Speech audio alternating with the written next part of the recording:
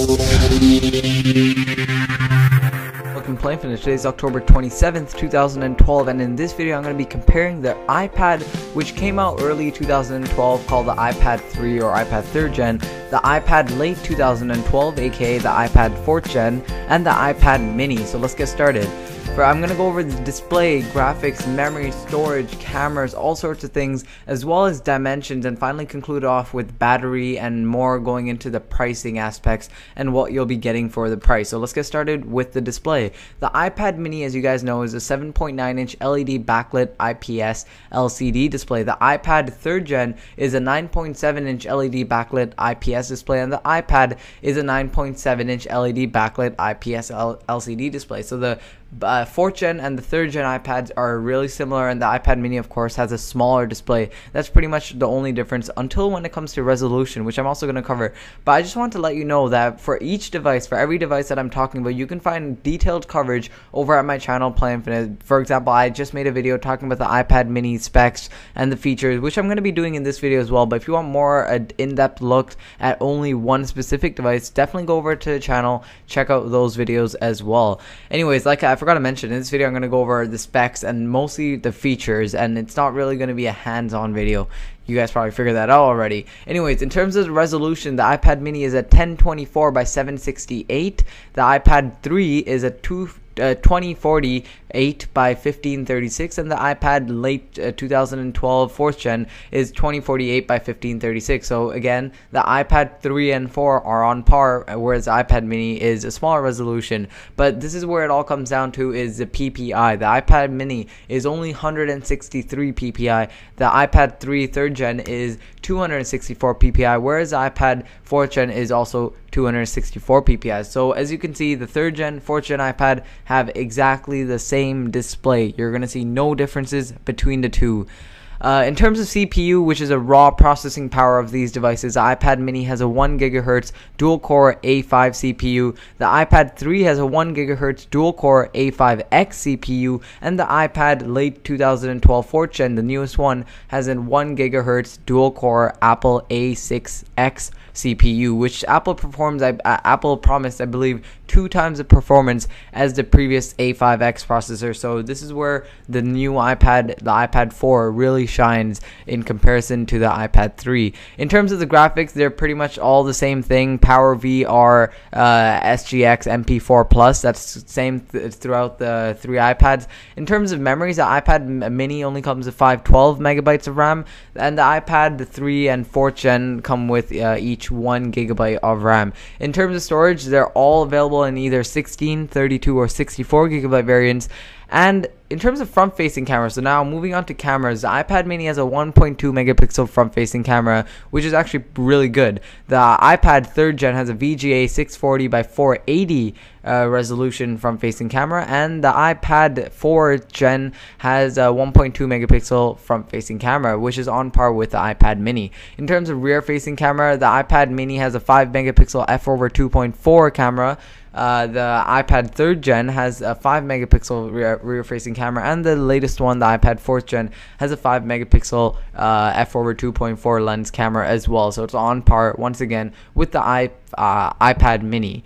In terms of cellular, they're all available in standard Wi-Fi, but you can also get the 4G/LTE variant models if you're looking to get that. Remember, that's available through your carrier. Depends, AT&T and Verizon for the 3rd Gen iPad.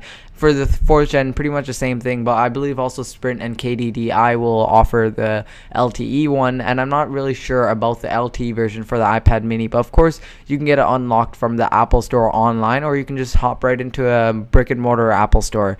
Anyways, in terms of Wi-Fi, the iPad mini has a dual-band 802.11 AB GNN. The iPad 3 is 802.11 AB GNN, and once again, the iPad 4 is dual-band 802.11 AB and GNN. So the iPad 4 and the iPad mini are on par, so they're better than the iPad 3rd Gen because of the dual band radio support. In terms of Bluetooth, they're all Bluetooth 3.0. They all have accelerometers, gyroscopes, and dimensions. So this is when the iPad mini once again shines. It's a much smaller device, obviously pretty much due to the smaller screen, but it's also a thinner device. It comes in a 7.2 millimeters, whereas the other two iPads, the standard size iPads, are 9.4 millimeters. In terms of weight, the iPad mini is 308 grams, iPad 3rd gen is 652, and the iPad 4th gen is 652. So it's pretty much double the weight of the iPad mini.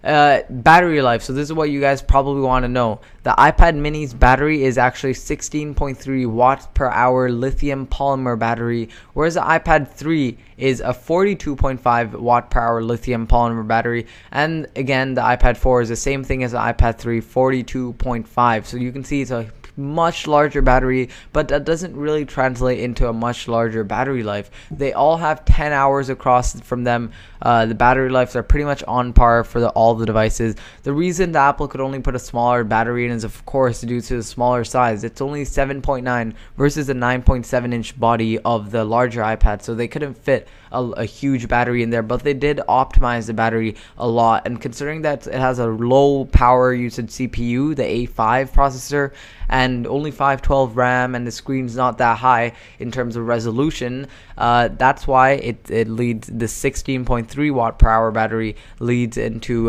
10 hours of battery life, just in case you were wondering.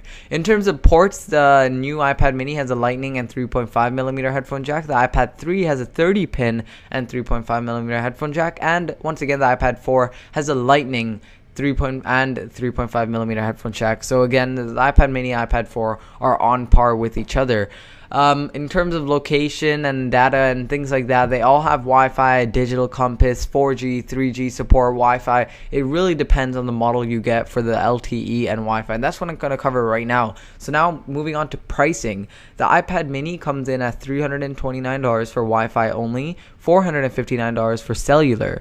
The iPad 3 is $499 for Wi-Fi only and $629 for cellular, and the iPad 4 comes in at the same price, $499 for Wi-Fi only and $629 for cellular. So you can see that the iPad mini is actually only $180, $170 around there less than the standard size iPads. So let me actually give you my opinions on which iPad you should get. So I would automatically rule out the iPad 3 no matter what, because the iPad 4 doesn't really, you don't lose anything of upgrading to the iPad 4th gen, and it's the same price, so why not upgrade to the iPad 4th gen? $499 Wi-Fi only, $629 cellular across the 3rd and 4th gen iPad, so I would definitely recommend the iPad 4 over the iPad 3 any day, and therefore we cut out the iPad 3 from our comparison.